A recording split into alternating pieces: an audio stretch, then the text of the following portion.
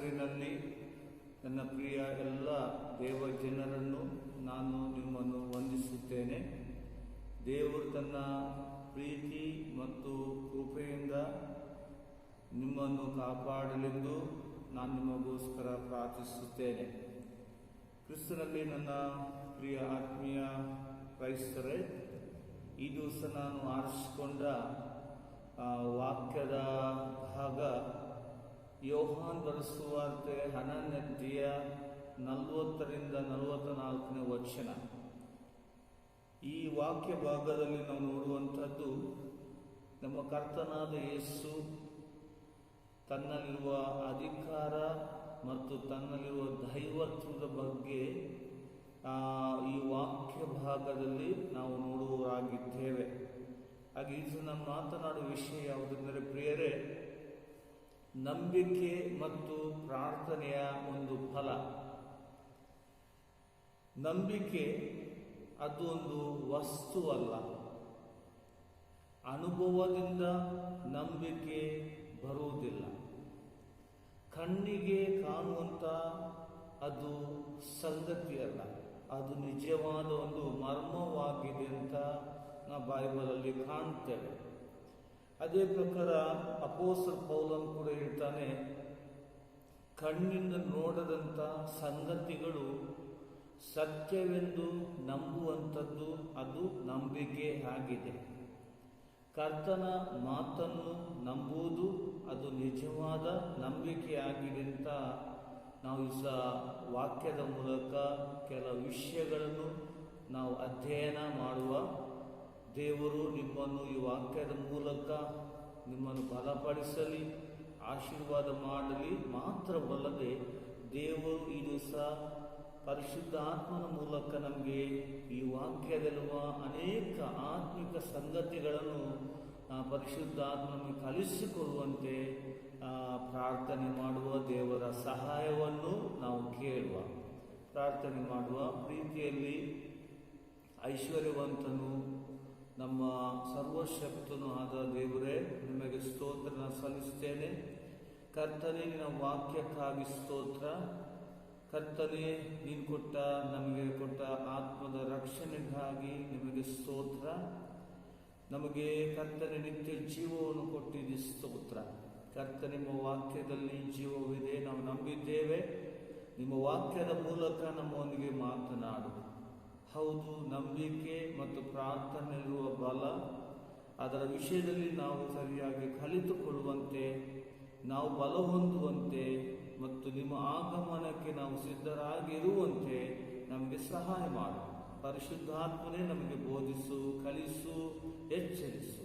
ಯೇಸು ಕ್ರಿಸ್ತನ ಹೆಸರಿನಲ್ಲಿ ಪ್ರೀತಿಯಿಂದ ಬೇಡುತ್ತೇನೆ, ಪರಿಶುದ್ಧ ದೇವರೇ, ಆಮೆನ್.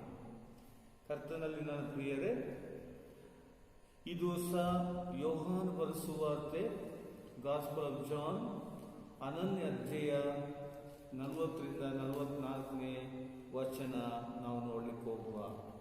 ನಮ್ಮ ಬೈಬಲನ್ನು ನೀವು ತೆರೆಯಿರಿ. ಯೋಹಾನ ಬರೆದ ಸುವಾರ್ತೆ 11ನೇ ಅಧ್ಯಾಯ 40ರಿಂದ 44ನೇ ವಚನ. ಯೇಸು ಆಕೆಗೆ, ನೀನು ನಂಬುವುದಾದರೆ ದೇವರ ಮಹಿಮೆಯನ್ನು ನೋಡುವಿ ಎಂದು ನಾನು ನಿನಗೆ ಹೇಳಲಿಲ್ಲವೇ ಅಂದನು. ಆಗ ಅವರು ಸತ್ತವನನ್ನು ಇಟ್ಟಿದ್ದ ಸ್ಥಳದಿಂದ ಕಲ್ಲನ್ನು ತೆಗೆದು ಹಾಕಿದ್ದರು. ಮತ್ತು ಯೇಸು ಕಣ್ಣೆತ್ತಿ ಮೇಲಕ್ಕೆ ನೋಡಿ, ತಂದೆಯೇ, ನೀನು ನನ್ನ ಪ್ರಾರ್ಥನೆಯನ್ನು ಕೇಳಿದ್ದಕ್ಕೆ ನಾನು ನಿನ್ನನ್ನು ಕೊಂಡಾಡುತ್ತೇನೆ ಮತ್ತು ನೀನು ನನ್ನ ಪ್ರಾರ್ಥನೆಯನ್ನು ಯಾವಾಗಲೂ ಕೇಳುತ್ತಿ ಎಂದು ನಾನು ಬಲ್ಲೆನು. ಆದರೆ ನನ್ನ ಹತ್ತಿರದಲ್ಲಿ ನಿಂತಿರುವ ಜನರ ನಿಮಿತ್ತವಾಗಿ ನೀನು ನನ್ನನ್ನು ಕಳುಹಿಸಿದೆಂದು ಅವರು ನಂಬುವಂತೆ ನಾನು ಅದನ್ನು ಹೇಳಿದೆನು ಅಂದನು. ಮತ್ತು ಆತನು ಹೀಗೆ ಮಾತನಾಡಿದ ಮೇಲೆ, ಲಾಜರನೇ, ಹೊರಗೆ ಬಾ ಎಂದು ಗಟ್ಟಿಯಾದ ಸ್ವರದಿಂದ ಕೂಗಿದನು. ಆಗ ಶವ ವಸ್ತ್ರಗಳಿಂದ ಕೈಗಳನ್ನು ಕಟ್ಟಿದ್ದ ಆ ಸತ್ತವನು ಹೊರಗೆ ಬಂದನು ಮತ್ತು ಅವನ ಮುಖವು ವಸ್ತ್ರದಿಂದ ಸುತ್ತಲ್ಪಟ್ಟಿತು. ಯೇಸು ಅವರಿಗೆ, ಅವನನ್ನು ಬಿಚ್ಚಿರಿ, ಅವನು ಹೋಗಲಿ ಎಂದು ಹೇಳಿದನು. ಆಮೆನ್. ಕರ್ತನಲ್ಲಿ ನನ್ನ ಪ್ರಿಯರೇ, ಇಲ್ಲಿ ಈ ವಾಕ್ಯ ಭಾಗದಲ್ಲಿ ನಾವು ನೋಡುವಂಥದ್ದು ಯೇಸು ಹೇಳುವ ಮಾತು ಏನಂದ್ರೆ, ನೀನು ನಂಬುವುದಾದರೆ ದೇವರ ಮಹಿಮೆಯನ್ನು ಕಾಣುವಿ. ನೋಡಿ ಪ್ರಿಯರೇ, ಈ ಒಂದು ಪ್ರಸಂಗದಲ್ಲಿ ವಾಕ್ಯ ಭಾಗದಲ್ಲಿ ನೋಡುವಂಥದ್ದು, ಅಲ್ಲಿ ಒಂದು ಯೇಸುವಿನಲ್ಲಿರುವ ಒಂದು ದೈವಿಕತೆ, ಆತನ ದೈವತ್ವದ ಬಗ್ಗೆ ನಾವು ಕಾಣ್ತೇವೆ.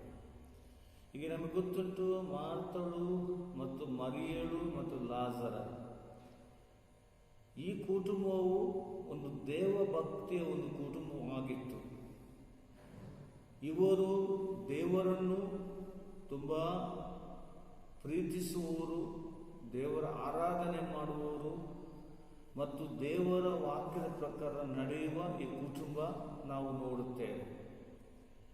ಆಗಿರುವಾಗ ನೋಡಿ, ಅವರಿಗೆ ಯೇಸು ಮಾಡಿದ ಅದ್ಭುತಗಳನ್ನು ಅವರು ನೋಡಿದ್ದಾರೆ. ಕುರುಡರಿಗೆ ಕಣ್ಣು ಕೊಟ್ಟದ್ದು, ಕುಂಟರಿಗೆ ಕಾಲು ಕೊಟ್ಟದ್ದು ಮತ್ತು ದೆವ್ವಗಳನ್ನು ಯೇಸು ಬಿಡಿಸಿದ್ದು, ನಾನಾ ರೋಗಿಗಳಿಗೆ ಸೌಖ್ಯವನ್ನು, ಸ್ವಸ್ಥತೆಯನ್ನು ಮಾಡಿದ ದೇವರ ಒಂದು ಅದ್ಭುತ ಕಾರ್ಯ, ಮಹಿಮೆಯನ್ನು ಈ ಪ್ರಿಯರು ನೋಡಿದ್ದಾರೆ. ಮಾತ್ರವಲ್ಲದೆ ಇದು ಒಂದು ಆತ್ಮೀಯ ಕುಟುಂಬ, ಅಂದರೆ ಯೇಸುವಿನ ಅತಿ ಹತ್ತಿರದಲ್ಲಿರುವ ಆತ್ಮೀಯ ಪ್ರೀತಿಯ ಕುಟುಂಬ ಇವರಾಗಿದ್ದಾರೆ. ಅದ್ರ ನೋಡಿ, ಅಲ್ಲಿ ನಾವು ಕಾಣುತ್ತೇವೇನೆಂದರೆ, ಯೇಸು ಲೋಕದಲ್ಲಿರುವಾಗ 100% ದೇವರು 100% ಮನುಷ್ಯನಾಗಿದ್ದು ನಮಗೆ ಬೈಬಲ್ ಮೂಲಕ ನಾವು ತಿಳಿದುಕೊಂಡಿದ್ದೇವೆ. ಈಗ ಇಲ್ಲಿ ಯೇಸು ಲೋಕದಲ್ಲಿರುವಾಗ ಆತನಿಗೆ ಮನುಷ್ಯನಿಗೆ ಜೀವ ಕೊಡಲು, ಮರಣ ಕೊಡಲು ಅಧಿಕಾರ ಇದೆ. ಆತನು ಸಂಪೂರ್ಣವಾದ ದೇವರು, ಆತ ಪರಿಪೂರ್ಣವಾದ ದೇವರೆಂದು ಆ ಮರಿಯಳಿಗೂ ಮಾರ್ತಳಿಗೂ ಆ ಒಂದು ತಿಳುವಳಿಕೆ ಇರಲಿಲ್ಲ ಅಂತ ನಾವು ವಾಕ್ಯವನ್ನು ನಾವು ಕಲಿಯುವಾಗ ನಾವು ತಿಳಿದುಕೊಳ್ಳುತ್ತೇವೆ. ಪ್ರಿಯರೇ, ಇಲ್ಲಿ ನಾವು ನೋಡುವಂಥದ್ದೇನೆಂದರೆ, ನೋಡಿ, ದೇವರ ಅಂದರೆ ಪ್ರಿಯರೇ, ಕಣ್ಣಿಗೆ ಆತನು ಕಾಣುವುದಿಲ್ಲ. ಕಣ್ಣಿಗೆ ಕಾಣುವ ದೇವರು ಅಲ್ಲ. ಮತ್ತು ಮನುಷ್ಯನು ಮಾಡಿದ ಒಂದು ವಸ್ತು ಕೂಡ ನಾವು ನೋಡ್ತೇವೆ. ಮನುಷ್ಯನು ಮಾಡಿದ ಒಂದು ವಸ್ತುಗಳಲ್ಲಿ ಕೂಡ ಆತನು ಇರುವ ದೇವರಲ್ಲ. ಮತ್ತು ದೇವರು ಯಾವ ಪ್ರತಿಮೆಗಳಲ್ಲಿ ಮತ್ತು ಯಾವ ಈ ಫೋಟೋಗಳಲ್ಲಿ ಆತನು ವಾಸ ಮಾಡೋದಿಲ್ಲ. ಸರಿಯಾಗಿ ತಿಳಿದುಕೊಳ್ಬೇಕು. ಯಾಕೆಂದ್ರೆ ಆತನು ಆತ್ಮ ಸ್ವರೂಪನು, ಆತನು ಪರಿಶುದ್ಧನು, ಆತನು ಸರ್ವಶಕ್ತನು ಆಗಿದ್ದಾನೆ. ಆತನನ್ನು ಆರಾಧಿಸುವವರು ಆತ್ಮದಿಂದ ಸತ್ಯದಿಂದ ಆರಾಧಿಸಬೇಕೆಂದು ನಾವು ಯೋಹಾನ ಬರೆಸುವಾಗ 4ನೇ ಸಂಧಿ 24ನೇ ವಚನದಲ್ಲಿ ನಾವು ನೋಡುತ್ತೇವೆ. ನೋಡಿ, 115ನೇ ಕೀರ್ತನೆಯಲ್ಲಿ ನೋಡಬಹುದು, 135ನೇ ಕೀರ್ತನೆ ನೋಡಬಹುದು. ನೋಡಿ, ಯಾವ ವಿಗ್ರಹಕ್ಕೆ, ಪ್ರತಿಮೆಗೆ ಜೀವ ಕೊಡಲು ಶಕ್ತಿ ಇಲ್ಲ. ಯಾಕೆ? ಅದರಲ್ಲಿ ಜೀವವಿಲ್ಲ. ನಮಗಾಗಿ ಜೀವವನ್ನು ಕೊಟ್ಟಾತನು ಯೇಸು. ಆತನು ವಾಕ್ಯದ ಮೂಲಕ ಆರಾಧಿಸಬೇಕು. ನಂಬಿಕೆಯ ಒಂದು ತಳಹಾದಿ, ಅಸ್ಥಿವಾರ ಅದು ಬೈಬಲ್ ಆಗಿದೆ ಅಂತ ನಾವು ಸರಿಯಾಗಿ ತಿಳಿದುಕೊಳ್ಳಬೇಕು. ಅದು ಮನುಷ್ಯನ ಪುಸ್ತಕವಲ್ಲ, ಅದು ದೇವರ ಪರಿಶುದ್ಧವಾದ ಗ್ರಂಥವಾಗಿದೆ. ಅಂದರೆ ದೇವರ ಉಸಿರು ಅದು ಬೈಬಲ್ ಆಗಿದೆ, ನಾವು ಸರಿಯಾಗಿ ತಿಳಿದುಕೊಳ್ಬೇಕು. ಇದು ಯಾಕೆಲ್ಲ ನಾನು ನಿಮಗೆ ತಿಳಿಸ್ತೇನೆಂದರೆ, ನೋಡಿ, ಹಲವಾರು ಕ್ರೈಸ್ತರಿಗೆ ಸರಿಯಾಗಿ ನೋಡಿ ದೇವರ ಮೇಲೆ ಸರಿಯಾದ ನಂಬಿಕೆ ಇಲ್ಲ. ಯಾಕೆಂದ್ರೆ ಯೇಸು ಲೋಕ ಬಂದ ಉದ್ದೇಶ ಏನಂದ್ರೆ ಪ್ರಿಯರೇ, ನಿಜವಾಗಿ ಅದ್ಭುತ ಕಾರ್ಯಗಳನ್ನು, ಸ್ವಸ್ಥತೆ ಕಾರ್ಯಗಳನ್ನು ಇಲ್ಲದ್ರೆ ಬಡವರಿಗೆ ಸಹಾಯ ಮಾಡೋ ಆತ ಬಂದ ವ್ಯಕ್ತಿ ಅಲ್ಲ. ಆತ ಮುಖ್ಯ ಲೋಕ ಬಂದ ಉದ್ದೇಶ ಏನಂದ್ರೆ, ನೋಡಿ, ನನ್ನನ್ನು ನಿಮ್ಮನ್ನು ನೋಡಿ ದೇವರ ಕುಟುಂಬದಿಂದ ಬೇರ್ಪಟ್ಟ ನಮ್ಮನ್ನು ಆತನು ಪದೇ ದೇವರ ಕುಟುಂಬಕ್ಕೆ ಸೇರಿಸುವುದಕ್ಕಾಗಿ ಆತನ ಲೋಕ ಬಂದನು. ಹಾಗೆ ನೋಡಿ, ಆತನ ಆ ಕ್ರೂಚಿಯ ಮರಣದ ಮೂಲಕ ನಮಗೆ ದೊಡ್ಡ ಆಶೀರ್ವಾದ ಸಿಕ್ಕಿದೆ. ಯಾಕೆಂದ್ರೆ ಆ ದೇವರೊಂದಿಗೆ ನಿತ್ಯಕ್ಕೂ ನಾವು ಜೀವನ ಮಾಡುವಂತ ಆ ಸೌಭಾಗ್ಯ ನಮಗೆ ದೇವರು ಕೊಟ್ಟಿದ್ದಾನೆ. ಹಾಗೆ ನಾವು ಸರಿಯಾಗಿ ತಿಳಿದುಕೊಳ್ಬೇಕು.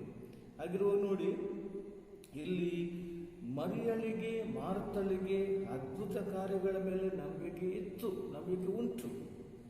ಆದರೆ ಸತ್ತ ಲಾಜರನಿಗೆ ಜೀವ ಕೊಡಲು ಯೇಸುವಿಗೆ ಅಧಿಕಾರ ಇದೆ ಅಂತ ಉಂಟು. ಅವರಿಗೆ ಆ ತಿಳುವಳಿಕೆ ಇರಲಿಲ್ಲ ಮತ್ತು ಸರಿಯಾದ ನಂಬಿಕೆ ಕೂಡ ಇರಲಿಲ್ಲ. ಹಾಗೆ ನೋಡಿ, ಅದೇ ಪ್ರಕಾರ ಅನೇಕರಿಗೆ ಈ ದಿವಸ ಅದ್ಭುತ ಕಾರ್ಯಗಳ ಮೇಲೆ, ಆ ಸ್ವಸ್ಥತೆ ಕಾರ್ಯ ಮೇಲೆ ನಂಬಿಕೆ ಇದೆ. ದೇವರು ಇಂದು ಕೂಡ ಅದ್ಭುತವನ್ನು ಮಾಡುತ್ತಾನೆ. ಆದರೆ ಅದ್ಭುತ ಕಾರ್ಯದಿಂದ, ಸ್ವಸ್ಥತೆ ಕಾರ್ಯದಿಂದ ಒಬ್ಬ ಮನುಷ್ಯನ ರಕ್ಷಣೆ ಆಗುವುದಿಲ್ಲ. ನಾವು ಸರಿಯಾಗಿ ತಿಳಿದುಕೊಳ್ಬೇಕು. ಅದ್ಭುತ ಕಾರ್ಯ ನೋಡಿ, ಅದ್ಭುತ ಕಾರ್ಯ ಮಾಡುವ ದೇವರು ನೋಡಿ, ಆತನಿಗೆ ಜೀವವನ್ನು ಕೊಡಲು ಮರಣ ಕೊಡಲು ಕೂಡ ಅಧಿಕಾರ ಆತನಿಗೆ ಅಂತ ನಾವು ಸರಿಯಾಗಿ ತಿಳಿದುಕೊಳ್ಬೇಕು. ನೋಡಿ, ದೇವರು ನೋಡುವಂಥದ್ದು ನಮ್ಮ ಪ್ರಿಯರೇ ನಮ್ಮ ನಂಬಿಕೆ. ಜೀವನದಲ್ಲಿ ನಮಗೆ ಕಷ್ಟಗಳು ಬರ್ತವೆ, ಸೋಲುಗಳು ಬರ್ತವೆ, ದುಃಖಗಳು ಬರ್ತವೆ. ಅದನ್ನು ನೋಡಿ ವಿಶ್ವಾಸಿಗಳು ಅದಕ್ಕೋಸ್ಕರ ಅಳುತ್ತಾರೆ, ಕೂಗುತ್ತಾರೆ. ಆದರೆ ಸಮಸ್ಯೆಗಳು ದೇವರು ಬಿಡಿಸಲು ಆತನು ಸರ್ವಶಕ್ತನಾಗಿದ್ದಾನೆ ಎಂದು ದೇವರಲ್ಲಿ ಆ ಸರಿಯಾದ, ಆ ನಿಕಟವಾದ ನಂಬಿಕೆ ಅವರಿಗೆ ಇರುವುದಿಲ್ಲ. ಇದುವೇ ಮನುಷ್ಯನಲ್ಲಿರುವ ಒಂದು ಸಮಸ್ಯೆ ಆಗಿದೆ ಪ್ರಿಯರೇ. ಆದರೆ ದೇವರಲ್ಲಿಟ್ಟ ನಂಬಿಕೆ ನಾವು ಬಿಟ್ಟು ಬಿಡಬಾರದೆಂದು ನೋಡಿ ಈ ವಾಕ್ಯ ಭಾಗದಲ್ಲಿ ನಾವು ಕಲಿಯಬೇಕು. ನೋಡಿ, ಯೇಸು ಹೇಳುವಂಥದ್ದು, ನೀನು ನಂಬುವುದಾದರೆ ದೇವರ ಮಹಿಮೆಯನ್ನು ನೋಡುವಿ.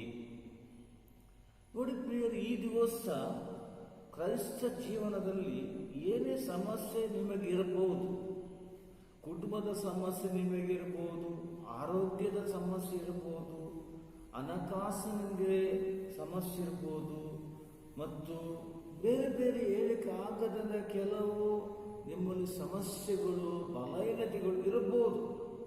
ಆದರೆ ಪ್ರಿಯರೇ, ದೇವರಿಗೆ ನಮ್ಮ ಜೀವನ ತಿಳಿದರೆ, ನಮ್ಮ ಜೀವನದ ಭವಿಷ್ಯ ಅದು ದೇವರ ಕೈಯಲ್ಲಿ ನಾವು ಸರಿಯಾಗಿ ತಿಳಿದುಕೊಳ್ಬೇಕು. ಯಾಕೆ? ಆತ ನಮ್ಮ ಸೃಷ್ಟಿಕರ್ತನಾಗಿದ್ದಾನೆ. ಅದಕ್ಕಾಗಿ ಪೇತ್ರನು ಹೇಳ್ತಾನೆ, ನಿಮ್ಮೆಲ್ಲ ಚಿಂತಾಭಾರವನ್ನು ಕರ್ತನ ಮೇಲೆ, ಯೆಹೋವನ ಮೇಲೆ ಹಾಕಿರಿ. ನೋಡಿ, ಆತನು ನಿನಗಾಗಿ ಚಿಂತಿಸುವನಾಗಿದ್ದಾನೆ. 23ಕ್ಕೆ ದಾವೀದನು ಹೇಳ್ತಾನೆ, ಕರ್ತನಲ್ಲಿ ಕುರುಬನು ನಾನು ಕೊರತೆ ಪಡೆಯನು ಅಂತ ಬೈಬಲಲ್ಲಿ ನೋಡುತ್ತೇವೆ. 34 ಕೀರ್ತನಲ್ಲಿ ಭಕ್ತನಾದ ದಾವೀದನು ಹೇಳ್ತಾನೆ, ಇಕ್ಕಟ್ಟಿನಲ್ಲಿ ನಾನು ಕರ್ತನಿಗೆ ಕೂಗಿದೆ. ಕರ್ತನು ಎಲ್ಲ ಇಕ್ಕಟ್ಟುಗಳಿಂದ ನನ್ನ ಬಿಡಿಸಿದನು. ನನ್ನ ಮುಖ ಲಜ್ಜೆ ಪಡಲಿಲ್ಲ, ಅಂದರೆ ನನ್ನ ಮುಖ ನಾಚಿಕೆ ಪಡಲಿಲ್ಲ ಅಂತ ದೇವರ ವಾಕ್ಯ ಹೇಳ್ತದೆ. ಹಾಗಿರೋ ಪ್ರಿಯರೇ, ಮನುಷ್ಯನ ಜೀವನದಲ್ಲಿ ಏನೋ ಸಮಸ್ಯೆ ನಮಗೆ ಇರಬಹುದು. ಯಾಕೆಂದ್ರೆ ನೋಡಿ, ನಾವು ಈ ಸಮಸ್ಯೆಯ ಈ ಲೋಕದಲ್ಲಿ ಜೀವಿಸ್ತೀವಿ. ನೋಡಿ, ಪಾಪಮಯ ಈ ಭೂಮಿಯಲ್ಲಿ ನಾವು ಜೀವನ ಮಾಡ್ತಾ ಇದ್ದೇವೆ. ಹಾಗಿರುವಾಗ ದೇವರು ಹೇಳುವಂಥದ್ದು, ನೀನು ನಂಬುವುದಾದರೆ, ನೋಡಿ, ನೀನು ನಂಬುವುದಾದರೆ ದೇವರ ಮಹಿಮೆಯನ್ನು ನೋಡುವಿ. ದೇವರ ವಾಕ್ಯ ಇರ್ತದೆ. ಮುಖ್ಯ ಪ್ರಿಯರೇ, ನಮ್ಮ ಪ್ರಾರ್ಥನೆಯಲ್ಲಿ ನಮಗೆ ನಿಜವಾಗಿ ನಂಬಿಕೆ ಬೇಕು. ನಂಬಿಕೆಯಿಂದ ಪ್ರಾರ್ಥನೆ ಮಾಡುವಾಗ ಖಂಡಿತವಾಗಿ ದೇವರು ನಮಗೆ ಉತ್ತರ ಕೊಟ್ಟೇ ಕೊಡುತ್ತಾನೆ. ಕೆಲವು ಸಾರಿ ಬೇಗ ನಮಗೆ ಉತ್ತರ ಸಿಗಬಹುದು, ಕೆಲವು ಸಾರಿ ನಮಗೆ ತಡ ಆಗಬಹುದು. ಆದರೆ ನಾವು ಸರಿಯಾಗಿ ತಿಳಿದುಕೊಳ್ಬೇಕು. ನೋಡಿ, ದಾನಿಯೇಲನ 6ನೇ ಅಧ್ಯಾಯದಲ್ಲಿ ನೋಡುವಾಗ ದಾನಿಯೇಲನು ನೋಡಿ ದೇವರ ಭಕ್ತನು. ಆದರೆ ನೋಡಿ, ಅವನ ವಿರೋಧಿಗಳು ಏನು ಮಾಡಿದ್ರು ಅಂದರೆ ಅವನನ್ನು ನಾಶ ಮಾಡಬೇಕು, ಅವನನ್ನು ಈ ಲೋಕದಿಂದ ಅವನನ್ನು ತೆಗೆದು ಹಾಕಬೇಕೆಂದು ನೋಡಿ ಅವರು ಪ್ರಯತ್ನ ಮಾಡಿದರು. ನೋಡಿ, ದಾನಿಯೇಲನಿಗೆ ಈ ವಿಷಯ ತಿಳಿಯುವಾಗ ನೋಡಿ ದಾನಿಯೇಲ ಏನು ಮಾಡ್ತಾರೆ ನೋಡಿ, ಅದು ನಮಗೆ ಗೊತ್ತುಂಟು. 6ನೇ ಅಧ್ಯಾಯದಲ್ಲಿ ಬೈಬಲಲ್ಲಿ ನೋಡ್ರಿ, ಅಲ್ಲಿ ನಿಮ್ಗೆ ಗೊತ್ತಾಗ್ತದೆ. ದಾನಿಯೇಲನು ನೋಡಿ, ಅವನು ಉತ್ತಮವಾದ ಮನುಷ್ಯ, ಉತ್ತಮವಾದ ಆತ್ಮವುಳ್ಳವನು ನಾವು ನೋಡ್ತೇವೆ. ಅವನ ಮೂಲಕ ದಾರ್ಯಾವೇಶನ ಅರಸನಿಗೆ ಅವನಿಗೆ ದೇವರ ಆಶೀರ್ವಾದ ಇತ್ತು. ಯಾಕೆಂದರೆ ಅವನು ಖಜಾನೆಗಾರನಾಗಿದ್ದ. ನೋಡಿ, ಅವನಿಗೆ ಯಾವುದಲ್ಲಿ ಕೊರತೆ ಇರಲಿಲ್ಲ. ಅರಸನು ಆರಾಮವಾಗಿ ಸಂತೋಷವಾಗಿ, ಯಾಕೆಂದರೆ ಅವನು ಲೆಕ್ಕಾಚಾರವನ್ನು ಸರಿಯಾಗಿ ಕೊಟ್ಟು ಅವನು ಪ್ರಾಮಾಣಿಕವಾದ ಯಥಾರ್ಥವಾದ ಒಂದು ಭಕ್ತನು. ಹೌದು, ಅವನು ಇಸ್ರಾಯೇಲಿನ ಬಾಬೆಲಿಗೆ ಸೆರೆಯಾಗಿ ಬಂದಿದ್ದಾನೆ, ಆದರೂ ಕೂಡ ಅವನು ಪ್ರಾಮಾಣಿಕ ಒಬ್ಬ ದೇವ ಮನುಷ್ಯನಾದರೆ ಅರಸನಿಗೆ ಯಾವುದು ಅಲ್ಲಿ ಕೊರತೆಯಾಗಿ, ಯಾವ ಕಷ್ಟ ಆಗಿ, ಯಾವ ತೊಂದರೆಗಳು ಇರಲಿಲ್ಲ. ಆದರೆ ಅಲ್ಲಿ 120 ಮಂದಿ ಆತನ ಕೆಳಗಿರುವ ಅಧಿಕಾರಿಗಳು ಇವನನ್ನು ನಾಶ ಮಾಡಬೇಕು, ಇವನನ್ನು ಏನಾದರೂ ಮಾಡಬೇಕು, ಅವನನ್ನು ಕೊಂದು ಹಾಕಬೇಕೆಂದು ಪ್ರಯತ್ನ ಮಾಡಿದ್ರು. ನೋಡಿ, ಅರಸನನ್ನು ಮನಸ್ಸನ್ನು ಅವರು ಬದಲಾಯಿಸಿದರು. ಆದರೆ ದೇವರು ನಂಬಿಗಸ್ತನು. ಪ್ರಿಯರೇ, ದಾನಿಯೇಲನಿಗೆ ಈ ವಿಷಯ ತಿಳಿಯುವಾಗ ದಾನಿಯೇಲ ಏನು ಮಾಡಿದ? ಅವನು ಚಿಂತೆಗೆ ಒಳಪಡಲಿಲ್ಲ, ಅವನು ಭಯ ಪಡಲಿಲ್ಲ, ನಿರಾಶೆಗೊಳ್ಳಿಲ್ಲ. ಅವನು ಸರ್ವಶಕ್ತನಾದ ದೇವರ ಬಳಿ ಹೋಗಿ ಮೊದಲು ಯಾವ ರೀತಿಯ ಪ್ರಾರ್ಥನೆ ಮಾಡುತ್ತಿದ್ದ ಅದೇ ಪ್ರಕಾರ ನಂಬಿಕೆಯಿಂದ ಅವನು ಪ್ರಾರ್ಥನೆ ಮಾಡಿದ್ದು ಹೋದ. ನೋಡಿ, ಆದರೆ ಪ್ರಾರ್ಥನೆ ಮಾಡಿದ, ಆದರೂ ಅವನು ಸಿಂಹದ ಗವಿಗೆ ಹೋಗಲೇಬೇಕಾಗಿತ್ತು. ನೋಡಿ, ಆಗಿರುವಾಗ ದಾನಿಯೇಲ ದೇವರ ವಿಷಯದಲ್ಲಿ ಏನು ಸಂಶಯ ಪಡಲಿಲ್ಲ, ಅವನಿಗೆ ಯಾವುದು ಚಿಂತೆ ಇರಲಿಲ್ಲ. ಯಾಕೆಂದರೆ ದಾನಿಯೇಲನು ಯಾರು? ಅವನು ಸರ್ವಶಕ್ತನಾದ ದೇವರ ಭಕ್ತನು. ದೇವರು ಯಾರು ಅವನು ಸರಿಯಾಗಿ ತಿಳಿದಿದ್ದಾನೆ. ದೇವರ ಪ್ರೀತಿ ಅವನಲ್ಲಿತ್ತು. ದೇವರನ್ನು ಕಾಪಾಡುತ್ತಾನೆ. ಕಾಪಾಡದಿದ್ದರೂ ಕೂಡ ತೊಂದರೆ ಇಲ್ಲ, ನಾನು ದೇವರ ಸನ್ನಿಧಾನದಲ್ಲಿ ಇರ್ತೇನೆ ಅಂತ ಆ ನಂಬಿಕೆ, ಆ ಒಂದು ಅವನಲ್ಲಿರುವ ಒಂದು ದೃಢವಾದ ಸ್ಥಿರವಾದ ನಂಬಿಕೆ ಅವನಲ್ಲಿತ್ತು. ನೋಡಿ, ಸಿಂಹದ ಗವಿಯಲ್ಲಿ ಅವನಿಗೆ ಹಾಕಿದ್ರು ನಾವು ನೋಡ್ತೇವೆ. ಆದರೆ ನೋಡಿ, ಅಲ್ಲಿ ದೇವರ ಕಾರ್ಯ ನಡೆಯಿತು.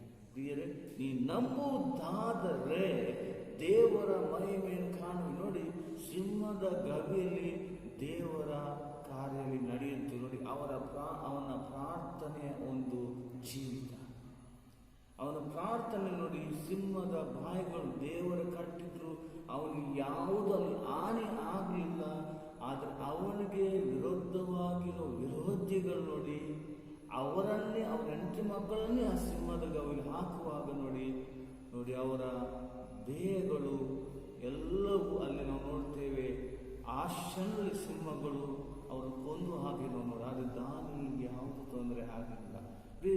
ಉದಾಹರಣೆಯಾಗಿ ನಿಮಗೆ ಹೇಳುವಂಥದ್ದು ಆಗಿರುವಾಗ ನೋಡಿ, ಪ್ರಿಯರೇ, ದೇವರಲ್ಲಿ ನಂಬಿಕೆ ಇಡಿ. ನೋಡಿ, ನಂಬಿಕೆ ಮತ್ತು ಪ್ರಾರ್ಥನೆಯ ಶಕ್ತಿ, ಬಲವನ್ನು ನಾವು ಕಾಣ್ತೇವೆ.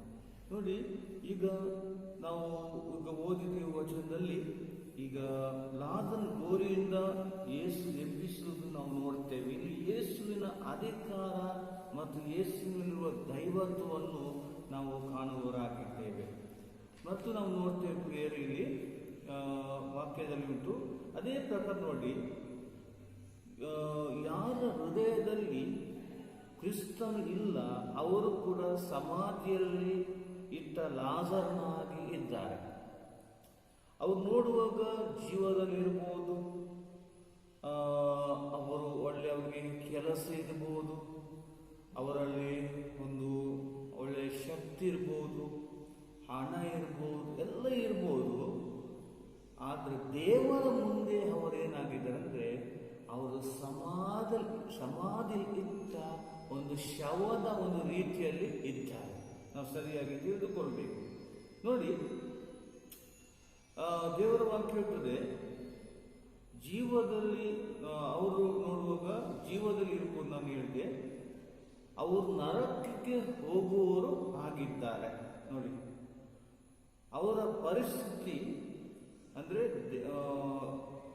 ಯಾಕೆ ನಮ್ಮ ಜೀವನ ನೋಡಿ, ಒಳ್ಳೆಯ ಕಾರ್ಯ ನೋಡಿ, ಸ್ವರ್ಗಕ್ಕೆ ಹೋಗ್ಬೇಕಾದ್ರೆ ನೋಡಿ, ನಾವು ವಾಕ್ಯ ಹೇಳ್ತದೆ ಮಾನಸಾಂತರಪಟ್ಟು ಆ ಯೇಸು ನಮ್ಮ ಸ್ವಂತ ರಕ್ಷಕನಾಗಿ ಯಾವಾಗ ಅಂಗೀಕಾರ ಮಾಡುತ್ತೇವೆ ನೋಡಿ, ನಾವು ನಿಜವಾಗಿ ಜೀವದಲ್ಲಿ ಸೇರ್ತೇವೆ.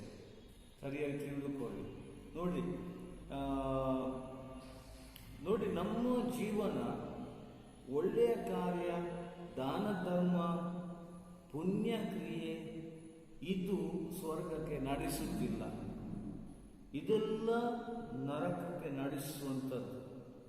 ಅದು ಯಾರ್ಯಾರು ನೋಡಿ ಯೇಸುವನ್ನು ಹೃದಯದಲ್ಲಿ ಅಂಗೀಕಾರ ಮಾಡುತ್ತಾರೆ ಅವರಿಗೆ ಮಾತ್ರ ಯೇಸು ನಿತ್ಯ ಜೀವವನ್ನು ಕೊಡುತ್ತಾರೆ. ಯೋಹಾನ ಸುವಾರ್ತೆ 1:12 ವಾಕ್ಯದಲ್ಲಿ ನೋಡುತ್ತೇವೆ. ಒಬ್ಬ ಮನುಷ್ಯನಿಗೆ ನರಕಕ್ಕೆ ಹಾಕಲು, ಸ್ವರ್ಗಕ್ಕೆ ಸೇರಿಸಲು ಯೇಸುವಿಗೆ ಮಾತ್ರ ಅಧಿಕಾರ ಇದೆ. ಯಾಕೆಂದ್ರೆ ಯೋಹಾನ ಸುವಾರ್ತೆ 14:6 ನಾವು ನೋಡ್ತೇವೆ, ನಾನೇ ಮಾರ್ಗ, ನಾನೇ ಸತ್ಯ, ನಾನೇ ಜೀವ ಆಗಿದ್ದೇನೆ. ಯೇಸು ಹೇಳುವ ಮಾತುಗಳು, ನನ್ನ ಹೊರತು ತಂದೆ ಬಳಿಗೆ ಯಾರೂ ಬರುವುದಿಲ್ಲ. ಅದೇ ಪ್ರಕಾರ ಪ್ರಿಯರೇ, ಯೋಹಾನ ಸುವಾರ್ತೆ 11ನೇ ಅಧ್ಯಾಯದಲ್ಲಿ ನೋಡಿ 25ನೇ ವಚನ ಹೀಗೆ ಹೇಳ್ತದೆ, ದೇವರ ವಾಕ್ಯ ಹೀಗೆ ಹೇಳ್ತದೆ, ಮತ್ತು ಯಾವನಾದರೂ ಬದುಕುತ್ತಾ ನನ್ನಲ್ಲಿ ನಂಬಿಕೆ ಇಡುವುದಾದರೆ ಅವನು ಎಂದಿಗೂ ಸಾಯುವುದಿಲ್ಲ. ಇದನ್ನು ನಂಬುತ್ತೀಯೋ? ಮತ್ತು ನೋಡಿ, ಇನ್ನೊಂದು ವಚನ ನೋಡ್ತೇವೆ ನಾವು, ಯೋಹಾನ ಸುವಾರ್ತೆ ಅಲ್ಲಿ 11ನೇ ಅಧ್ಯಾಯದಲ್ಲಿ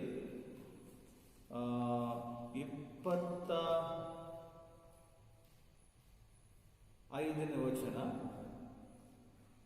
ಯೇಸು ಆಕೆಗೆ, ನಾನೇ ಪುನರುತ್ಥಾನವೂ ಜೀವವೂ ಆಗಿದ್ದೇನೆ. ನನ್ನಲ್ಲಿ ನಂಬಿಕೆ ಇಡುವವನು ಸತ್ತರೂ ಬದುಕುವನು. ನೋಡಿ, ಯಾವನಾದರೂ ಬದುಕುತ್ತಾ ನನ್ನಲ್ಲಿ ನಂಬಿಕೆ ಇಡುವುದಾದ್ರೆ ಅವನು ಎಂದಿಗೂ ಸಾಯುವುದಿಲ್ಲ. ಇದನ್ನೇ ನಂಬುತ್ತೀಯೋ ಅಂತ ಕೇಳಿದ್ದಕ್ಕೆ ನೋಡಿ ಯೇಸು ಹೇಳುವ ಮಾತು, ನಾನೇ ಪುನರುತ್ಥಾನವೂ ಜೀವವು. ನೋಡಿ ಪ್ರಿಯರೇ, ಯೇಸುವಿನ ಆ ಪುನರುತ್ಥಾನ ಮೂಲಕ ಈಗ ನಮಗೆ ನಿತ್ಯ ಜೀವ ಸಿಕ್ಕಿದೆ. ಯಾಕೆಂದ್ರೆ ನಾವು ಕೂಡ ಒಂದು ದಿವಸ ಪುನರುತ್ಥಾನಗೊಳ್ಳಲಿಕ್ಕಿರ್ತೇವೆ. ನಮಗೆ ಕೂಡ ಒಂದು ದಿವಸ ದೇವರು ಪುನರುತ್ಥಾನದ ದೇಹವನ್ನು ಕೊಡ್ಲಿಕ್ಕಿದ್ದಾನೆ. ಅದಕ್ಕೋಸ್ಕರ ಹೇಳುದು, ನಾನೇ ಪುನರುತ್ಥಾನವು ಜೀವವಾಗಿದ್ದೇನೆ, ನನ್ನಲ್ಲಿ ನಂಬಿಕೆ ಸತ್ತರು ಅವನು ಬದುಕುತ್ತಾನೆ. ನೋಡಿ, ಅವನು ಸತ್ತರು ಅಂದ್ರೆ ಅವನ ದೇಹ ಮಣ್ಣಿಗೆ ಮಣ್ಣಾಗಿ ಹೋದ್ರೂ ಕೂಡ ಅವನು ಬದುಕುತ್ತಾನೆ. ಮತ್ತು ನೀನು ನಂಬುತ್ತೀಯ ಅಂತ ದೇವರ ವಾಕ್ಯ ಹೇಳ್ತದೆ. ನೋಡಿ, ಸರಿಯಾಗಿ ನಾವು ತಿಳಿದುಕೊಳ್ಬೇಕು. ಮುಂದೆ ನಾವು ನೋಡ್ತೇವೆ ಪ್ರಿಯರೇ, ದೇವರ ವಾಕ್ಯ ಹೇಳ್ತದೆ, ಮುಂದಿನ ಭಾಗ ಪ್ರಾರ್ಥನೆ ಕ್ರೈಸ್ತನ ಬಲ. ನೋಡಿ, ಪ್ರಾರ್ಥನೆ ಅಂದರೆ ನಾವು ದೇವರೊಂದಿಗೆ ನಮ್ಮ ಮಾತುಗಾರಿಕೆ. ಪ್ರಾರ್ಥನೆ ಅಂದರೆ ದೇವರ ಒಂದಿಗೆ ನಮ್ಮ ಮಾತುಗಾರಿಕೆ. ಇನ್ನೊಂದು ರೀತಿ ಅರ್ಥ ನೋಡುವಾಗ ದೇವರೊಂದಿಗೆ ನಮ್ಮ ಸಂಪರ್ಕ ಮತ್ತು ಸಂಭಾಷಣೆ, ಅನ್ಯೋನ್ಯತೆ ಅಂತ ಹೇಳ್ಬೋದು. ನೋಡಿ, ಪ್ರಾರ್ಥನೆ ಬೇಡುವುದು, ಹೊಂದುವುದು ಅಂತ ಅದರ ಅರ್ಥ ಅಲ್ಲ. ಅಂದರೆ ಹೇಳಿಕೊಳ್ಳುವುದು ಒಂದು ಅದರ ಅರ್ಥವಲ್ಲ. ಯೇಸು ಲೋಕದಲ್ಲಿರುವಾಗ ತನ್ನ ಸ್ವಂತ ಚಿತ್ತದಿಂದಾಗಲಿ ಸ್ವಂತ ಬಲದಿಂದಾಗಲಿ ಆತನು ಏನು ಮಾಡಲಿಲ್ಲ. ಆತನು ದೇವರು, ಆತನೆಲ್ಲ ಮಾಡಲು ಶಕ್ತನು. ಆದರೆ ಆತನು ಪ್ರತಿ ಕ್ಷಣವೂ ತಂದೆಯಾದ ದೇವರೊಂದಿಗೆ ಪವಿತ್ರ ಆತ್ಮನೊಂದಿಗೆ ಆತನ ಸಂಪರ್ಕ ಇತ್ತು. ಪ್ರಾರ್ಥನೆಯಲ್ಲಿ ನೋಡಿ, ಪ್ರತಿ ಕ್ಷಣವೂ ಯೇಸು ಪ್ರಾರ್ಥನೆಯಲ್ಲಿ ಹೆಚ್ಚಿನ ಸಮಯವನ್ನು ಕಳೆದಿದ್ದಾರೆ. ಅದಕ್ಕೆ ಬೈಬಲ್ ಆಧಾರವಾಗಿದೆ. ಕ್ರೂಜಿಗೆ ಹೋಗುವವರೆಗೂ ಯೇಸು ಪ್ರಾರ್ಥನೆಯನ್ನು ಮಾಡಿದ್ದಾರೆ ಅಂತ ನಾವು ಬೈಬಲಲ್ಲಿ ನೋಡ್ತೇವೆ.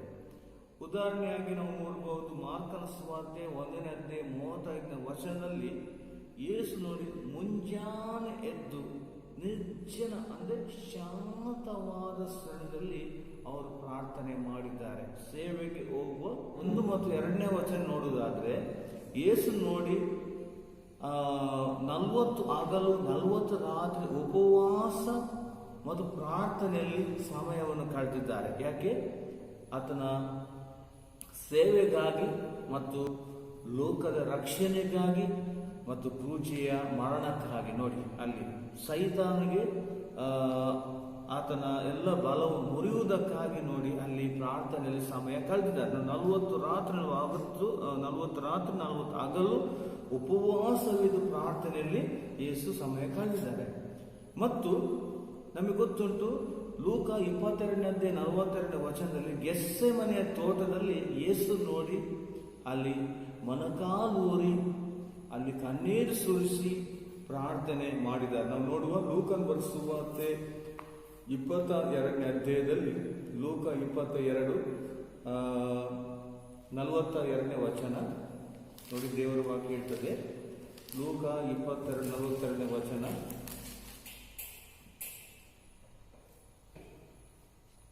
ತಂದೆ, ನಿನ್ನ ಚಿತ್ತವಿದ್ದರೆ ಈ ಪಾತ್ರೆ ನನ್ನಿಂದ ತೊಲಗಿಸು, ಹೇಗೋ ನನ್ನ ಚಿತ್ತವಲ್ಲ ಆದರೆ ನಿನ್ನ ಚಿತ್ತದಂತೆ ಆಗಲಿ ಎಂದು ಪ್ರಾರ್ಥಿಸಿದನು. ಆಗ ಸ್ವರ್ಗದಿಂದ ಒಬ್ಬ ದೂತನು ಆತನಿಗೆ ಪ್ರತ್ಯಕ್ಷನಾಗಿ ಆತನು ಬಲಪಡಿಸಿದ್ದನು. ಆತನು ವೇದನೆಯಲ್ಲಿದ್ದು ಬಹಳ ಆಸಕ್ತಿಯಿಂದ ಪ್ರಾರ್ಥಿಸಿದನು ಮತ್ತು ಆತನ ಬೆವರು ನೆಲಕ್ಕೆ ಬೀಳುತ್ತಿರುವ ದೊಡ್ಡ ರಕ್ತದ ಹನಿಗಳ ಉಪಾದಿಯಲ್ಲಿತ್ತು. ಆತನು ಪ್ರಾರ್ಥನೆ ಮಾಡಿ ಎದ್ದ ಮೇಲೆ ತನ್ನ ಶಿಷ್ಯರ ಕಡೆಗೆ ಬಂದು ಅವರು ದುಃಖದ ನಿಮಿತ್ತ ನಿದ್ರೆ ಮಾಡು ಕಂಡು ಅವರಿಗೆ, ನೀವು ನಿದ್ರೆ ಮಾಡುವುದು ಯಾಕೆ? ಶೋಧನೆಗೆ ಒಳಗಾಗದೆ ಎದ್ದು ಪ್ರಾರ್ಥಿಸಿರಿ ಎಂದು ಅಂದನು. ನೋಡಿ, ಯೇಸು ಇಲ್ಲಿ ಪ್ರಾರ್ಥನೆ ಮಾಡುವುದಂದ್ರೆ ಅಲ್ಲಿ ನಿಜವಾಗಿ ಆತನ ಮರಣದ ವಿಷಯದಲ್ಲಿ, ಅಂದ್ರೆ ಆತನು ಹೇಳ್ತಾ ಇದ್ದಾನಂದ್ರೆ ದೇವರ ವಾಕ್ಯ ಹೇಳ್ತಾ ನೋಡಿ, ತಂದೆ ನಿನ್ನ ಚಿತ್ತವಿದ್ದರೆ ನೋಡಿ ಈ ಪಾತ್ರೆ ನನ್ನಿಂದ ತೊಲಗಿಸು. ನೋಡಿ, ಆತನ ಮರಣದ ವಿಷಯದಲ್ಲಿ, ಆದ್ರೆ ಹೇಗೋ ನನ್ನ ಚಿತ್ತವಲ್ಲ ಅದು ನಿನ್ನ ಚಿತ್ತದಂತೆ ಆಗಲಿ. ನೋಡಿ, ಯೇಸುವಿನ ಪ್ರಾರ್ಥನೆ ಸರಿಯಾಗಿ ತಿಳಿದುಕೊಳ್ಳಿ. ಮತ್ತು ನೋಡಿ, ಅಲ್ಲಿ ಸ್ವರ್ಗದಿಂದ ದೂತನು ಬಲಪಡಿಸುವುದು ನಾವು ನೋಡ್ತೇವೆ. ಮತ್ತು ನೋಡಿ, ಆತನ ಬೆವರು ನೆಲಕ್ಕೆ ಬೀಳುತ್ತಾ ಇರುವಾಗ ನೋಡಿ ದೊಡ್ಡ ರಕ್ತದ ಹನಿಗಳು ಹಾದಿಯಲ್ಲಿ ಇತ್ತು. ಅಂದ್ರೆ ರಕ್ತ ಆತನ ಬೆವರ ರಕ್ತ ಹರಿತಿತ್ತು ನಾವು ನೋಡ್ತೇವೆ. ನೋಡಿ, ಅಂದ್ರೆ ಅಲ್ಲಿ ನಾವು ನೋಡುವಂಥದ್ದು ಯೇಸುವಿಗೆ ನೋಡಿ ಮಾನವರ ಮೇಲೆ ಅಂದ್ರೆ ಮನುಷ್ಯರ ಮೇಲೆ ಒಂದು ಪ್ರೀತಿ ನಾವು ಕಾಣ್ತೇವೆ. ನೋಡಿ, ಯೇಸುವಿಗೆ ತುಂಬ ಕಷ್ಟ ಆಯಿತು, ಆದರೂ ಕೂಡ ಅದು ತಂದೆಯ ಚಿತ್ತಗೆ ವಿಧೇಯನ, ತಂದೆಯ ಚಿತ್ತಗೆ ಒಳಗಾದ ನಾವು ನೋಡ್ತೇವೆ. ಗೆತ್ಸೆಮನೆ ತೋಟದಲ್ಲಿ ಯೇಸು ಪ್ರಾರ್ಥನೆ ಮಾಡಿದ್ರು. ಅದೇ ಪ್ರಕಾರ ಲೂಕನ್ ಬರೆಸುವ 22ನೇ ಅಧ್ಯಾಯದಲ್ಲಿ 31ನೇ ವಚನ ನೋಡುವಾಗ ನೋಡಿ ದೇವರ ವಾಕ್ಯ ಇರ್ತದೆ, ಸಿಮೋನನೇ ಸಿಮೋನನೇ, ಹೀಗೋ ಸೈತಾನನನ್ನು ಗೋಧಿಯಂತೆ ಒನೆಯಬೇಕೆಂದು ಅಪೇಕ್ಷೆ ಪಟ್ಟಿದ್ದಾನೆ.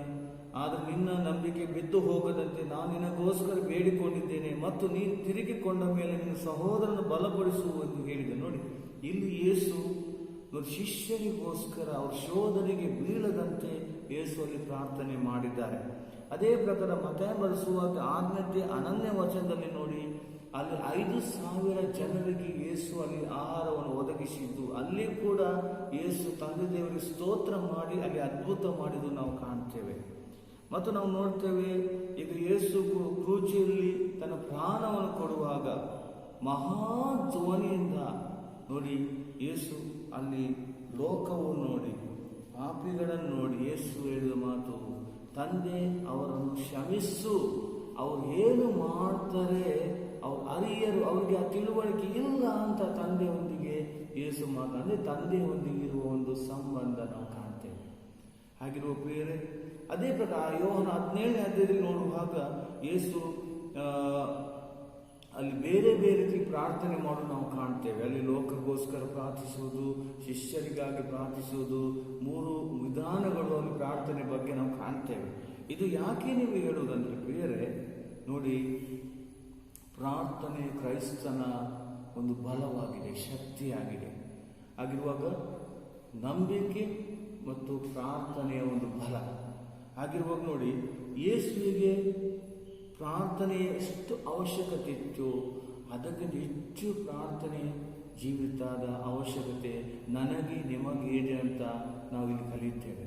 ಬೇರೆ ನಾವು ಇಷ್ಟು ಪ್ರಾರ್ಥನೆಯಲ್ಲಿ ಸಮಯ ಕಲಿತೇವೆ ನೋಡಿ, ಅಷ್ಟೇ ನೋಡಿ ನಮ್ಮಲ್ಲಿರುವ ಪರಿಶುದ್ಧ ಆತ್ಮನು ತನ್ನ ಕಾರ್ಯಗಳು ಮಾಡ್ತಾನೆ. ನಮ್ಮ ಮತ್ತು ದೇವರ ಒಂದು ಸಂಬಂಧ, ನಮ್ಮ ಮತ್ತು ದೇವರ ಒಂದು ಅನ್ಯೋನ್ಯತೆಯನ್ನು ಅದು ಬೆಳೆಯುತ್ತದೆ. ಯಾವಾಗ ನೋಡಿ ನಮ್ಮಲ್ಲಿ ಪ್ರಾರ್ಥನೆ ಜೀವಿತ ಕಡಿಮೆ ಆಗುತ್ತದೆ ನೋಡಿ, ಅಲ್ಲಿ ಸೈತಾನನು ಕೆಲಸ ಮಾಡ್ತಾನೆ. ಸೈತಾನ ಏನು ಮಾಡ್ತಾನೆ, ನಮ್ಮ ಜೀವನದಲ್ಲಿ ಕಷ್ಟಗಳನ್ನು, ನಷ್ಟಗಳನ್ನು, ನಾನಾ ರೀತಿಯ ದುಃಖಗಳನ್ನು ಹಾಕ್ತಾನೆ. ಆಗಿರೋ ನೋಡಿ, ನಾವು ಪ್ರಿಯ ದೇವರ ಮಕ್ಕಳು, ನಾವು ಕ್ರೈಸ್ತರು, ಯೇಸುವಿನ ರಕ್ತದ ಮೂಲಕ ತೊಳೆಯಲ್ಪಟ್ಟ ಪರಿಶುದ್ಧರು ನಾವು ಹೆಚ್ಚಾಗಿ ನಮ್ಮ ಸಮಯ ಇರುವಾಗ ಪ್ರಿಯರೇ, ನಾವು ದೇವರ ಸನ್ನಿಧಾನದಲ್ಲಿ ಪ್ರಾರ್ಥನೆಯಲ್ಲಿ ಕಳೆಯಬೇಕೆಂದು ಇಂದು ದೇವರು ನಮಗೆ ವಾಕ್ಯದ ಮೂಲಕ ಎಚ್ಚರಿಸುವನಾಗಿದ್ದಾನೆ. ಹಾಗೆ ನಾವು ಸರಿಯಾಗಿ ತಿಳಿದುಕೊಡುವ. ಅದೇ ಪ್ರಕಾರ ಮುಂದೆ ನಾವು ನೋಡುವಂಥದ್ದು ನೋಡಿ, ಮಾರ್ಕನ ಸುವಾರ್ತೆ 21ನೇ ಅಧ್ಯಾಯ 22ರಿಂದ 22ನೇ ವಚನ ನೋಡುವ. ಅಲ್ಲಿ ಮತ್ತಾಯ ಸುವಾರ್ತೆ ಮತ್ತಾಯ 21 ಮತ್ತಾಯ 21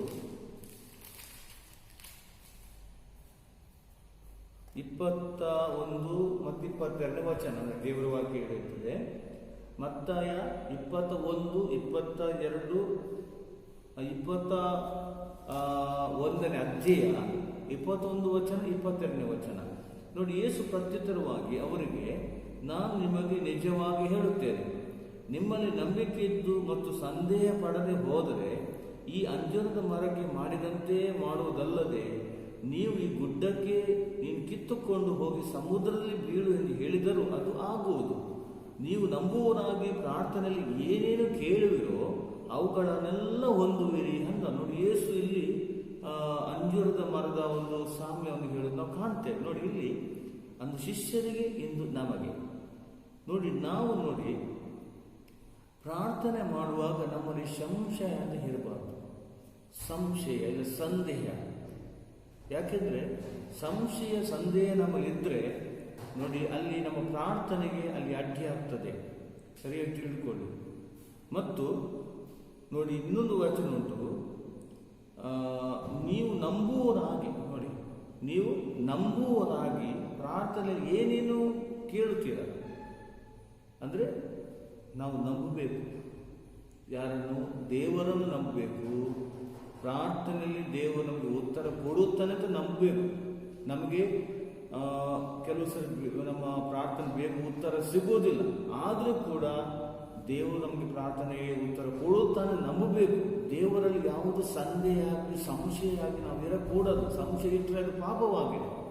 ಹಾಗಿರುವ ಪ್ರಾರ್ಥನೆ ಏನೇನು ಕೇಳುವಿರೋ ಅವುಗಳೆಲ್ಲ ನೀವು ಹೊಂದುವೆ. ದೇವರು ನೋಡಿ ತನ್ನ ಭಕ್ತರಿಗೆ, ತನ್ನ ಮಕ್ಕಳಿಗೆ, ಅವರಿಗೆ ಯಾವ ಸಮಯ ಏನು ಬೇಕು ಅದನ್ನೆಲ್ಲ ಆತನು ಒದಗಿಸಿಕೊಟ್ಟೇ ಕೊಡ್ತಾನೆ. ಯಾಕೆಂದ್ರೆ ನಮ್ಮ ದೇವರು ನಂಬಿಗಸ್ತನಾಗಿದ್ದಾನೆ.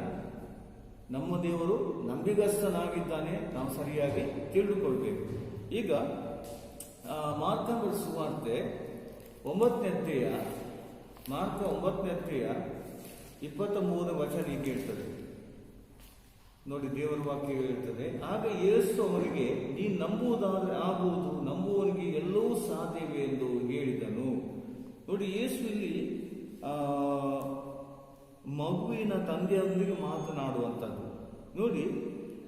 ನಮಗೆ ಗೊತ್ತುಂಟು, ಆ ಮಗುವಿಗೆ ಅಸೌಖ್ಯ ಇತ್ತು. ಆ ಮಗುವಿಗೆ ನಿಜವಾಗಿ ಒಂದು ಅನಾರೋಗ್ಯ ಇತ್ತು, ನಮ್ಗೆ ಗೊತ್ತುಂಟು. ಆ ಮಗು ಬೆಂಕಿಯೊಳಗೆ ನೀರೊಳಗೆ ಹಾಕಲ್ಪಡ್ತಿತ್ತು. ಆ ಮಗುವನ್ನು ತಂದೆ ಯೇಸುವಿನ ಬಳಿಗೆ ತಂದರು. ಆ ಯೇಸು ಅಲ್ಲಿ ಇರಲಿಲ್ಲ. ಹಾಗೆ ಅಲ್ಲಿ ಶಿಷ್ಯರ ಬಳಿಗೆ ತರುವಾಗ ಅಲ್ಲಿ ಶಿಷ್ಯರಿಗೆ ಅವ್ರಿಗೆ ಏನು ಮಾಡಲಿಕ್ಕೆ ಆಗಲಿಲ್ಲ. ಯಾಕೆಂದರೆ ಆ ಮಗುವಿಗೆ ಒಂದು ಅಶುದ್ಧ ಆತ್ಮ ಹಿಡಿದಿತ್ತು. ಬೈಬಲಲ್ಲಿ ನೋಡ್ತೀವಿ 25ನೇ ವಚನ. ಆ ಅಶುದ್ಧ ಆತ್ಮವನ್ನು ಶಿಷ್ಯರಿಗೆ ಬಿಡಿಸ್ಲಿಕ್ಕೆ ಆಗಲಿಲ್ಲ. ಅವ್ರು ತುಂಬ ಅಲ್ಲಿ ಪ್ರಯತ್ನ ಮಾಡಿರ್ಬೋದು. ಯಾಕೆ ಆಗಲಿಲ್ಲ ಅಂದರೆ ಅವ್ರಿಗೆ ಸರಿಯಾದ ನಂಬಿಕೆ ಇರಲಿಲ್ಲ. ನೋಡಿ, ಅದು ಅಲ್ಲಿ ಸಮಸ್ಯೆ ಆಗಿದೆ. ಆಗಿರುವಾಗ ಆ ಮಗು ಯೇಸುವಿನ ಬಳಿಗೆ ತರುವಾಗ ಯೇಸು ಹತ್ರ ಹೇಳ್ತಾರೆ, ತಂದೆ, ಈ ಮಗು ಅನೇಕ ಸಾರಿ ಬೆಂಕಿಯೊಳಗೆ ನೀರಿನೊಳಗೆ ಹಾಕಿತ್ತು. ಆದರೆ ನೀನೇನಾದರೂ ಮಾಡೋ ಸಾಧ್ಯವಿದ್ರೆ ನನ್ನ ಮೇಲೆ ಕರುಣೆ ಇಟ್ಟು ನನಗೆ ಸಹಾಯ ಮಾಡುವಂತ ಅಲ್ಲಿ ತಂದೆ ಕೇಳುವಂಥದ್ದು. ಆಗ ಯೇಸು ಇಷ್ಟೇ ಹೇಳ್ತಾರೆ, ನೀನು ನಂಬುವುದಾದರೆ ಅದು ಆಗುವುದು, ನಂಬುವವರಿಗೆಲ್ಲವೂ ಸಾಧ್ಯವೆಂತ ಯೇಸು ಹೇಳ್ತಾರೆ. ನೋಡಿ, ಕ್ಷಣದಲ್ಲಿ ನೋಡಿ ಅಲ್ಲಿ ಯೇಸು ಆ ಮಗುವಿಗೆ ಸೌಖ್ಯ ಕೊಡೋದು, ಆ ಮಗುವಿಗೆ ಸ್ವಸ್ಥತೆ ಮಾಡುವುದು ನಾವು ಕಾಣ್ತೇವೆ. ಹಾಗೆ ಪ್ರಿಯರೇ, ನೋಡಿ, ನಮ್ಮ ದೇವರಿಗೆ ಎಲ್ಲವೂ ಸಾಧ್ಯ. ನಂಬುವವರಿಗೆ ಎಲ್ಲವೂ ಸಾಧ್ಯ. ನಂಬದವರಿಗೆ ಏನು ಮಾಡಲಿಕ್ಕೆ ಸಾಧ್ಯ ಇಲ್ಲ. ಕೆಲವು ಸರಿ ನಮ್ಮ ಪ್ರಾರ್ಥನೆಗೆ ಯಾಕೆ ಉತ್ತರ ಸಿಗುವುದಿಲ್ಲ ಪ್ರಿಯರೇ? ಒಂದೇ ನಾವು ತಿಳಿದುಕೊಳ್ಬೇಕು, ನಮ್ಮಲ್ಲಿ ಪಾಪಗಳು ಇದ್ರೆ ದೇವರು ಉತ್ತರ ಕೊಡುವುದಿಲ್ಲ. ಮೊದಲು ನಾವು ಪಾಪಗಳನ್ನು ದೇವರಿಗೆ ಒಪ್ಪಿಕೊಂಡು ನಮ್ಮನ್ನು ನಾವು ಸರಿಪಡಿಸಿಕೊಳ್ಬೇಕು. ನಮ್ಮನ್ನು ನಾವು ತಿದ್ದುಪಾಟು ಮಾಡಬೇಕು. ಇನ್ನೊಂದಾಗಿ ಪ್ರಾರ್ಥನೆಗೆ ಉತ್ತರ ಸಿಗುವುದಿಲ್ಲ. ಯಾಕೆಂದ್ರೆ ನಮಗೆ ಸಂಶಯ, ಅಂದರೆ ದೇವರು ಕೊಡ್ತಾನ ಇಲ್ಲವ, ದೇವರು ಮಾಡ್ತಾನ ಇಲ್ಲವ ಸಂಶಯ. ಆ ಸಂಶಯ ನಮ್ಮಲ್ಲಿ ಇರಕೂಡದು. ಮೂರನೇದಾಗಿ ನಾನು ಹೇಳೋದಂದ್ರೆ ಪ್ರಿಯರೇ, ನೋಡಿ, ನಮ್ಮಲ್ಲಿ ಏನಿರ್ತದೆ ಅಂದರೆ ನಾವೇನು ಮಾಡ್ತೇವೆ, ಪ್ರಾರ್ಥನೆ ಮಾಡ್ತೇವೆ, ಆದರೆ ಉತ್ತರ ಕೆಲಸ ಸಿಗುವುದಿಲ್ಲ. ನಾವೇನು ಮಾಡ್ತೇವೆ, ನಿರಾಶೆಗೊಳ್ಳಬಾರದು. ದೇವರು ಉತ್ತರ ಕೊಟ್ಟೇ ಕೊಡ್ತಾನೆ, ಸರಿಯಾಗಿ ತಿಳಿದುಕೊಳ್ಬೇಕು. ಆಗಿರುವ ನೋಡಿ, ಅಪೊಸ್ತಲರ ಕಾರ್ಯ 12ನೇ ಅಧ್ಯಾಯ 5ನೇ ವಚನದಲ್ಲಿ ನೋಡ್ಬೋದು ನೀವು. ಅಲ್ಲಿ ಕೊಡಿ ನೋಡಿ, ಸಭೆಯವರು ನೋಡಿ ಮಾಡುವ ಪ್ರಾರ್ಥನೆ ನಮಗೆ ಗೊತ್ತುಂಟು. ನಾವು ನೋಡ್ತೇವೆ, ಹೆರೋದನು ಏನು ಮಾಡ್ತಾನೆ, ಇದು ಆದಿ ಸಭೆಯಲ್ಲಿ ಮೊದಲ ಸಭೆಯಲ್ಲಿ ಆದ ಹಿಂಸೆ ಅದು ನಿಮಗೆ ಗೊತ್ತಿದೆ. ಪೇತ್ರನನ್ನು ನಿಜವಾಗಿ ಸೆರೆಮಣಿ ಹಾಕ್ತಾರೆ. ಆದರೆ ಯೋಹಾನನ್ನು ಹೆರೋದನ ಕತ್ತಿಯಿಂದ ಕೊಲ್ಲಿಸ್ತಾನೆ. ಆ ಸಭೆಯಲ್ಲಿ ದೊಡ್ಡ ಹಿಂಸೆ ನಡೆಯಿತು. ಆದಿ ಸಭೆಯಲ್ಲಿ ಎಲ್ಲ ಗಲಿಬಿಲಿ ನಡೆಯಿತು. ಆದರೂ ಕೂಡ ಅಲ್ಲಿ ಸಭೆಯವರಿಗೆ ಪೇತ್ರನು ಸರಿಯಾಗಿ ದೇವ ಭಕ್ತಿಯ ಬಗ್ಗೆ ಕಲಿಸಿದ್ದಾರೆ.